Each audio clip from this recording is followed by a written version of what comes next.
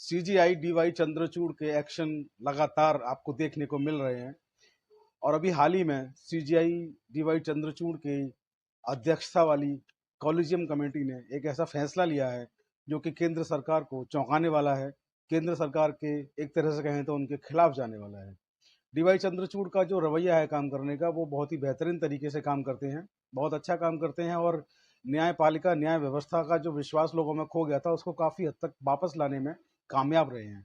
आज देश के करोड़ों लोग उनकी तरफ न्याय की दृष्टि से देखते हैं। उनको लगता है कि कोई हमें न्याय दे ना दे, लेकिन डीवाई चंद्रचूड़ साहब अगर वहां तक हमारी बात पहुंचेगी तो वहां से हमें इंसाफ या न्याय जरूर मिलेगा। फिलहाल ताजा मामला है सुप्रीम कोर्ट के कॉलेजियम को लेकर के।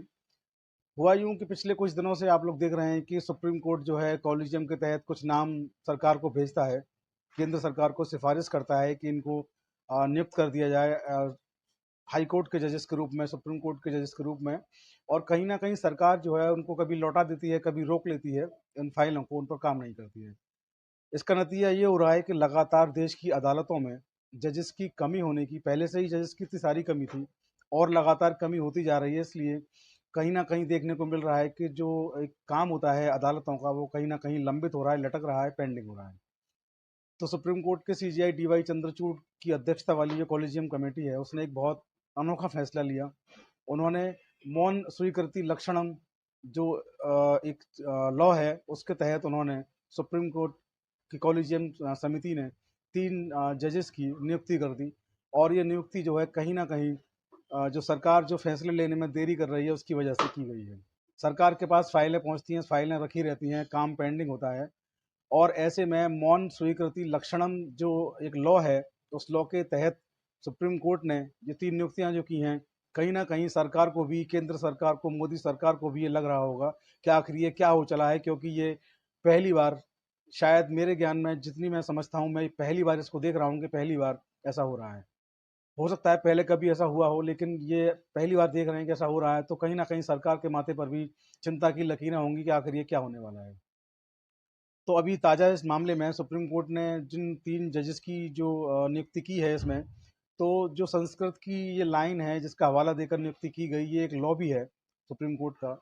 इस लॉ के तहत जो है फाइल भेजी जाती है और सरकार जो है उसकी सिफारिश नहीं करती है, 6 हफ्ते तक उस पर कुछ भी नहीं कहती है, ना हाँ कहती है ना कहती है, बैठ जाती है, कोई जवाब नहीं देती है। तो ये मान लिया जाता है, इस नियम के तहत ये मान लिया जाता है कि सरकार की मौन स्वीकृति है और जो है उसका नाम, जो भी जजेस होते हैं उनका नाम कॉलेजियम में आगे बढ़ा दिया जाता है नियुक्ति के लिए।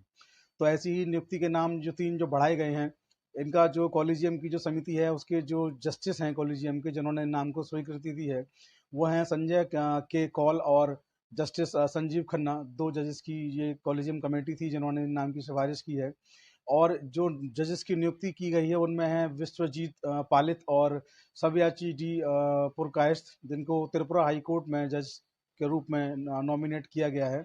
और तीसरे जज हैं विमल कन्हैया व्यास, विमल कन्हैया लाल व्यास, जिनको कि गुजरात हाई कोर्ट में जज के तौर पर उनको नामित किया गया है, नॉमिनेट किया गया है। तो फिलहाल सुप्रीम कोर्ट ने अपनी कॉलेजियम की जो पावर है उसका इस्तेमाल किया है और 3 जजों को नॉमिनेट कर दिया है कॉलेजियम के तहत। और इन 3 जजों की फाइल लंबे समय से सरकार रोके बैठी थी। तो मौन स्वीकृति लक्षणम जो एक लॉ है उसके तहत इनको कर दिया है। मौन स्वीकृति लक्षणम के बारे में मैं आपको थोड़ी सी एक चीज़ और बता दूं कि मौन स्वीकृति का जो लक्षणम का जो लॉ है वो ये है कि इस प्रावधान के तहत एमओपी के पैरा नंबर 14 में इसका जो लॉ है वो बताया गया है कि 6 हफ्ते तक अगर कोई चीज़ ऐसी नहीं आती है, ना हाँ आती है ना आती है, तो कॉलेजियम की कमेटी इस पर एक्शन ले सकती है और ये मान लिया जाएगा कि सरकार की इसमें स्वीकृति है। फिलहाल सरकार की स्वीकृति नहीं आई, अभी तक पेंडिंग चल रही है, तो माना जा सकता है कि सरकार के पास समय नहीं है, माना जा सकता है कि सरकार इन नामों से खुश नहीं थी, माना जा सकता है कि कोई और वजह रही हो, या माना जा सकता है कि केंद्र सरकार जो है वो सुप्रीम कोर्ट के जो जजेस जो डीवाई चंद्रचूड़ साहब के आने के बाद जो फॉर्म में आए हैं, जो वो लगातार काम कर रहे हैं, उनको अंदाजा नहीं था कि इस तरीके का भी कोई काम वो कर सकते हैं। उनको लगा होगा कि कहीं ना कहीं कि जब तक हम मंजूरी नहीं देंगे, जब तक हम इस नियुक्ति पर अंतिम मोहर नहीं लगा देंगे, तब तक इन जजेस की नियुक्ति नहीं हो पाएगी। लेकिन सुप्रीम कोर्ट ने केंद्र सरकार को एक तरह से बताते हुए कि सुप्रीम कोर्ट के पास जो विशेष अधिकार हैं, जो उनकी जो विशेष जो पावर हैं, स्पेशल प्रोविजंस जो उनके पास हैं, उसके तहत इस नियुक्ति को करके उन्होंने, सुप्रीम कोर्ट ने केंद्र सरकार को एक अलर्ट दिया है, एक संदेश दे दिया है कि आप ये ना सोचें कि आप ही कुछ कर पाएंगे। सुप्रीम कोर्ट के पास अपनी बहुत सारी पावर्स हैं।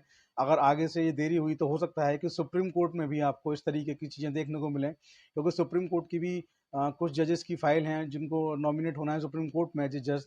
सुप्रीम कोर्ट के सीजीआई जस्टिस डीवाई चंद्रचूड़ के अध्यक्षता में 3 बार लगभग उन लोगों के नाम केंद्र सरकार को जा चुके हैं, और तीनों बार उन नामों पर केंद्र सरकार की तरफ से नो की मोहर लग के आई है, नहीं उन्होंने कहा केंद्र सरकार ने उन पर।